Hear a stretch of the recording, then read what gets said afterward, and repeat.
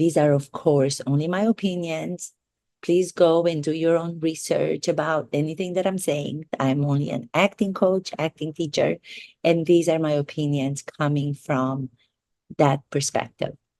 Hello, everybody. This is Mihaela with Art of Experiencing. So I've decided today to try to do something that I haven't done before, or maybe I have done it many episodes prior to doing the Duchess and the Duke of Sussex. I was really, really very taken aback, actually, and surprised by watching the testimony in a true crime case of Ashley Benefeld, who was just found guilty. She shot and killed her husband, Doug Benefeld. May God rest his soul in peace, portraying herself to be a victim. My heart goes out to everybody who's a domestic violence victim, but I never believed Ashley Benefeld, the defendant. After watching her testify, I knew from an acting perspective why she was not credible as a witness. This is going to be the testimony in cross by the prosecution. She is being asked to reenact the event, the horrific event, where she says that she had to defend herself. The way that she had to get away was by eliminating her husband. I was making comments during the trial on different channels. I was watching Court TV, Law and Crime, The Lawyer You Know. He was very much on the side of the defendant, Ashley Benefeld. The whole time I was watching him and I was saying,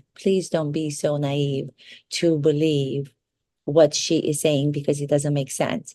I'm watching it from an acting perspective because acting provides us with the tools to understand credible or not credible human behavior. I knew from her testimony that she was lying. Well, how do you know? Not directly to me, but he was making comments and responding to other followers on his channel, The Lawyer You Know. And he was saying, how can somebody say that she's not to be believed?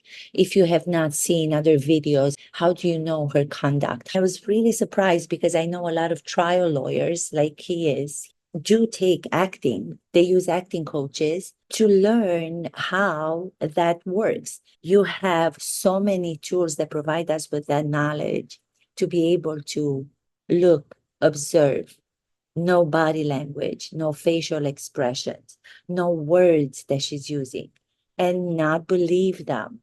Make the decision of why you don't believe them. There were so many signs that she was not to be believed, and I was a little bit shocked that he did not know as a trial lawyer.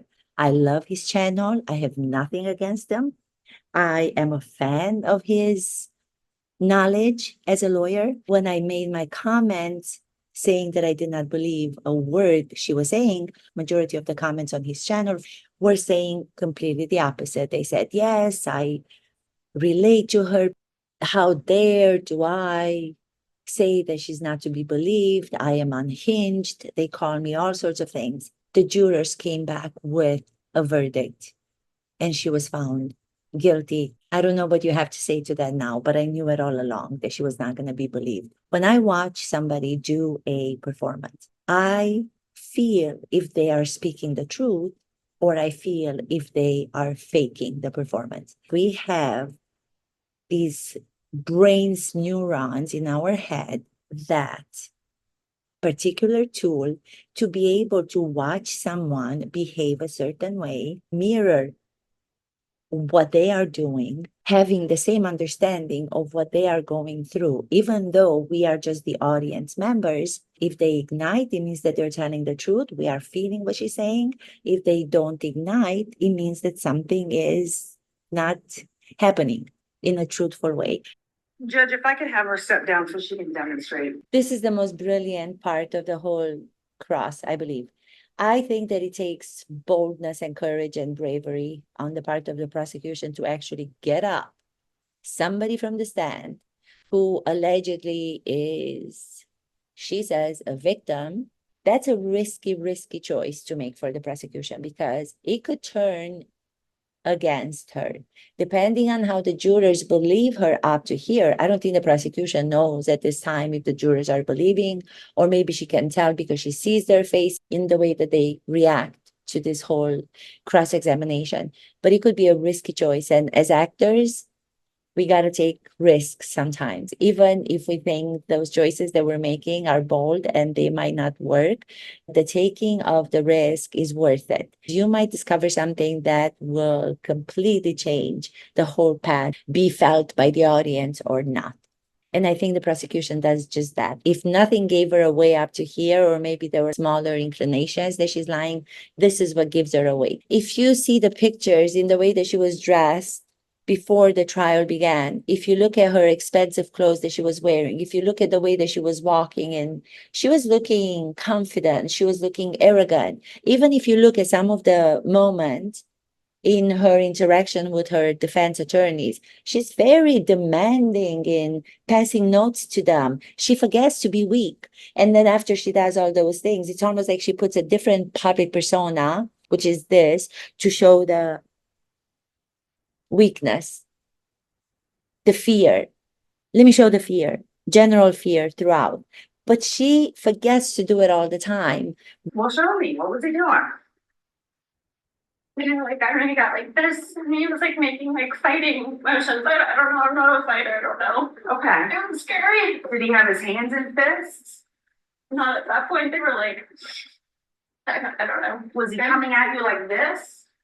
When he lunged at me very quickly. Okay, so he lunged. Was his fist up when he lunged? So you start shooting, and he does what? He kept coming at me. Okay, so then you keep shooting again. And he falls down on his back. His legs went up in the air. Okay, where do his legs go? In the air. How high in the air? I don't know. Do they go over his head?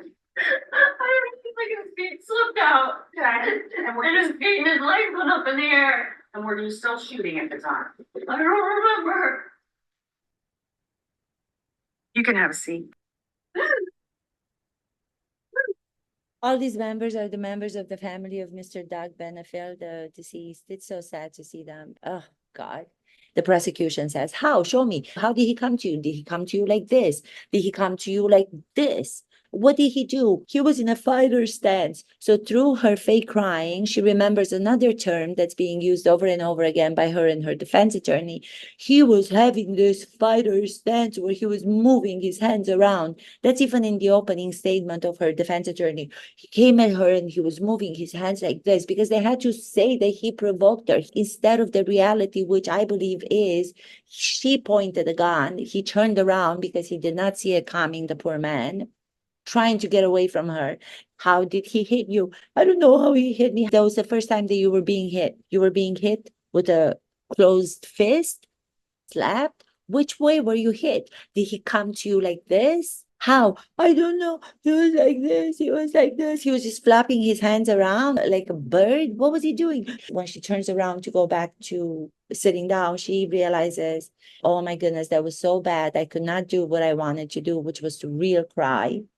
So now what I'm going to do, I'm going to continue with this fake nervous breakdown. So she continues with making the same sounds, which are coming from nowhere truthful inside of her, but an imitation of emotions. She goes with the,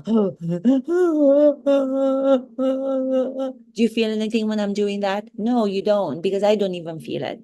It's facade. It's on the exterior. Where do they come from? Just try making them. They do not come from somewhere sincere. I'll create this dramatic event. I'm smart enough. I'm a ballerina, ex-ballerina, actress, whatever she considers herself to be. I don't know. And I'll be able to pull this off. Well, she hasn't pulled that off. Trying to figure out people as if they were characters from an acting perspective. And I just wanted to say, I'm sorry because there's no good outcome for any of this.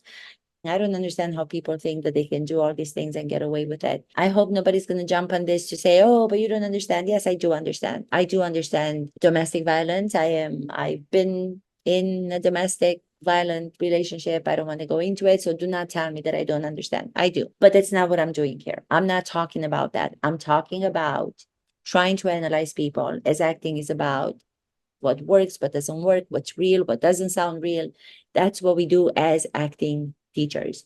Mwah, mwah, mwah.